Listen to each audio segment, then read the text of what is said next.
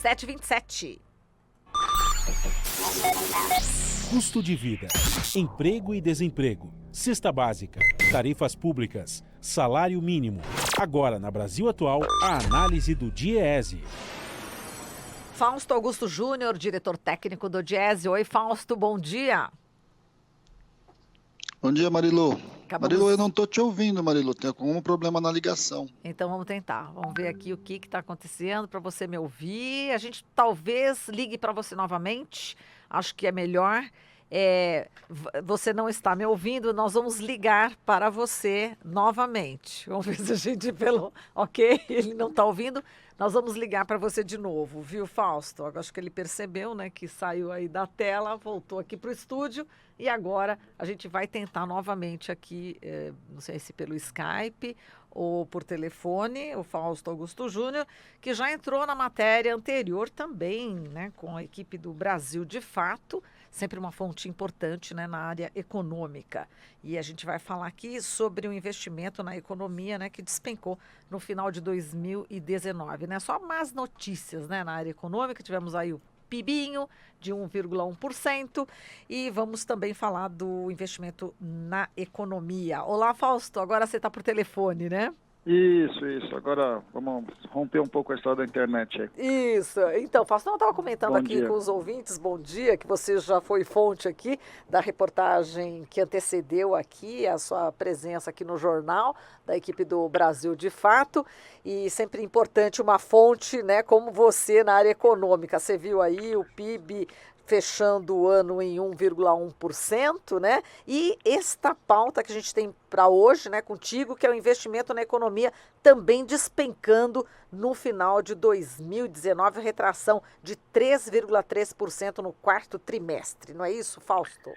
Então, Marilu, é bem interessante a gente olhar um pouquinho com bastante cuidado o que os números do PIB estão apresentando para a gente. Primeiro que é o número abaixo do governo Temer, né? O governo Temer já foi ruim, 1,3%, e nós estamos agora com o PIB abaixo dos 2 anos do governo Temer. Isso vai indicando que a economia brasileira, como a gente já vinha falando, ela não consegue alcançar o ritmo de crescimento necessário para a população. Agora, por que o PIB não cresce, né? O que aconteceu, o que os analistas econômicos em geral, principalmente do mercado, erraram? Primeiro que a gente tem um problema grave ali do ponto de vista da taxa do emprego.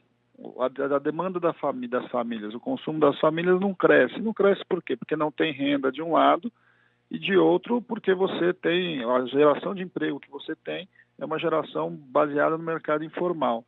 E o mercado informal tem uma baixa produtividade, uma baixa renda e efetivamente não puxa o consumo geral das famílias. Isso de um lado. De outro lado, a gente também viu o governo federal se retirar da economia. Nós tivemos uma queda de investimento do governo de 0,4%. Quer dizer, enquanto o PIB cresceu 1,1%, o investimento do governo foi negativo. Então, acho que esse é um outro dado importante, que a ideia de que o governo tem que sair da economia está mostrando que isso não funciona muito bem. Nós precisamos rever um pouco esse olhar.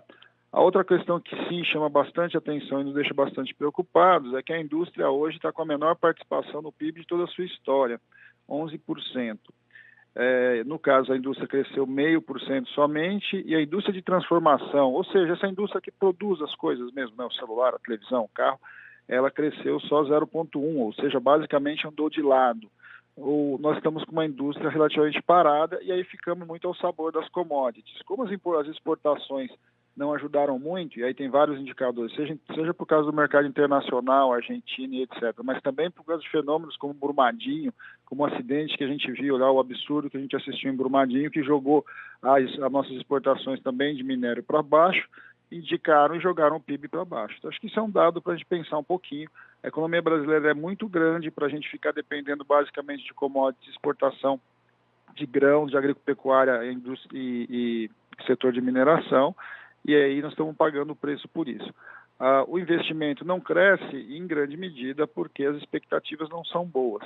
Não adianta o economista A, B ou C dizer que o PIB vai crescer X, Y ou Z. Né? O que de fato mobiliza as pessoas a investir é a possibilidade de efetivar o seu investimento. As pessoas precisam comprar aquilo que está sendo produzido. Se não há investimento, se não há consumo, dificilmente o empresário vai colocar o seu recurso na frente, vai botar o seu dinheiro para investir em alguma coisa produtiva que de repente ele compra uma máquina e a máquina fica parada.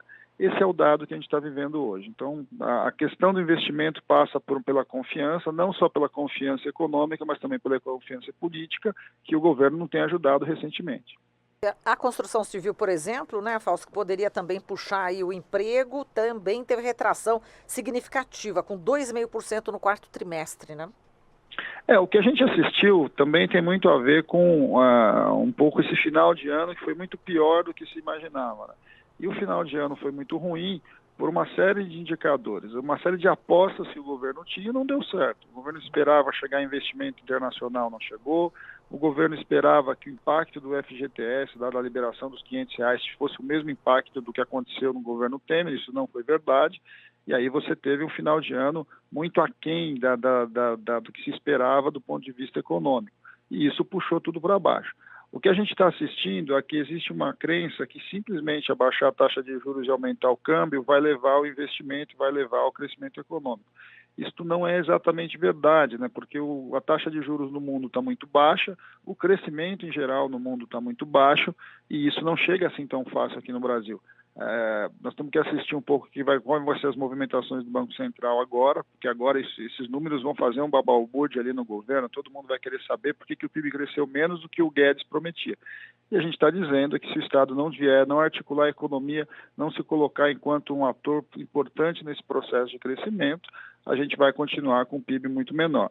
E tem que olhar para a questão do emprego. Sem olhar para a questão do emprego, sem olhar para a questão da melhoria das condições mínimas de trabalho, das formas de contratação e da elevação salarial, as famílias não consomem. O que puxa crescimento econômico é consumo, é a necessidade das pessoas comprarem mais, buscarem as suas necessidades, suprirem as suas necessidades econômicas. Enquanto o governo achar que a única forma de você crescer é a austeridade fiscal, ou seja, o governo sair cada vez mais da economia, a gente muito provavelmente vai continuar patinando. Feito, Fausto. Maravilha aqui o seu comentário. A gente agradece aqui a sua participação, Fausto. E até amanhã, hein? Amanhã a gente tem uma fala do Dia das Mulheres, né? Então a gente vai Opa. conversar um pouquinho com a Patrícia, que está na pesquisa aí para mostrar um pouco como é que está essa desigualdade entre homens e mulheres no mercado de trabalho. Muito bem, tá perfeito. A gente fala com a Patrícia, então. Bem pensado, Fausto. Muito obrigada, então até segunda. Um grande abraço. Até segunda, Até Marilu. mais. Um Tchau, abraço. tchau. Tchau. Falamos aqui com o Fausto Augusto Júnior, diretor técnico do Diese.